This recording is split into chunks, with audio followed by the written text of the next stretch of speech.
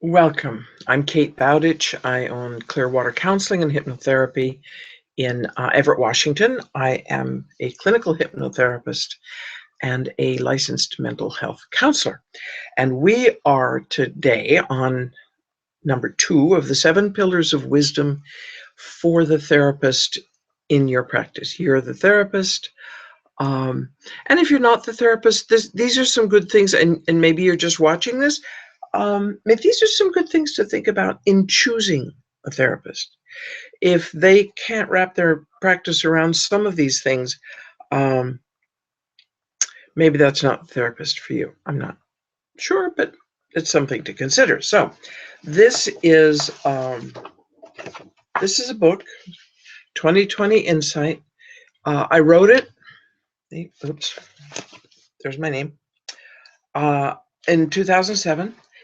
It's very interesting because many of the things that I learned in doing this are things that still hold in my practice today. So the first pillar was that the client is always right. Whatever he brings or she brings to you is workable and is accurate in the client's world.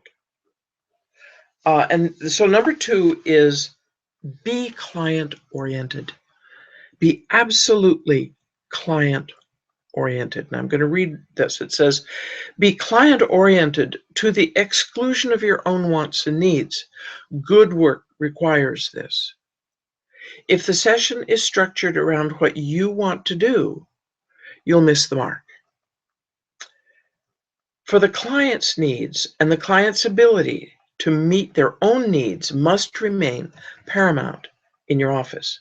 I've had clients who feel, quote, fine on their first day. They always will, they'll say that, oh, I'm fine, and they have nothing to say. And that's fine. And so we sit.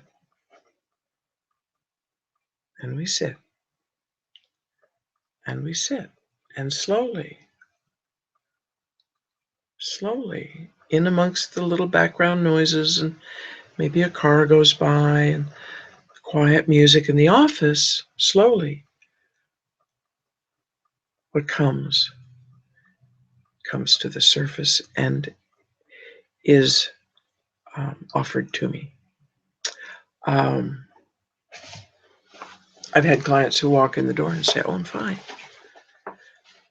And sometimes I have to say, but why do you look so sad? And just that little bit. Or why do you look angry? Now, I don't say you look angry, because that's a challenge.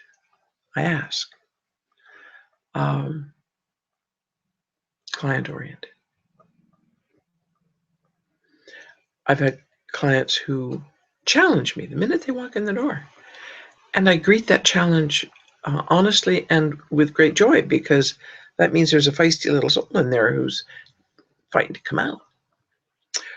So on that note, being client-oriented does not mean giving away the house, but it does mean being absolutely aware that it's your client's needs that are paramount. And I've been cut short. I've gone roaring off into some new thing I was all excited about, and that wasn't what it was about. It was about something boring and dull that I had to go do again that made all the difference in the world to that particular client. So think about that. Write to me if you have questions. I love to have people write to me about these sorts of things. If you're a client, maybe come see me. We can talk about these things. As a therapist, I'm also on LinkedIn, and I do a lot of videos. So good to see you. We will do the next one next time, which is everything the client gives you is usable. Everything. Bye-bye.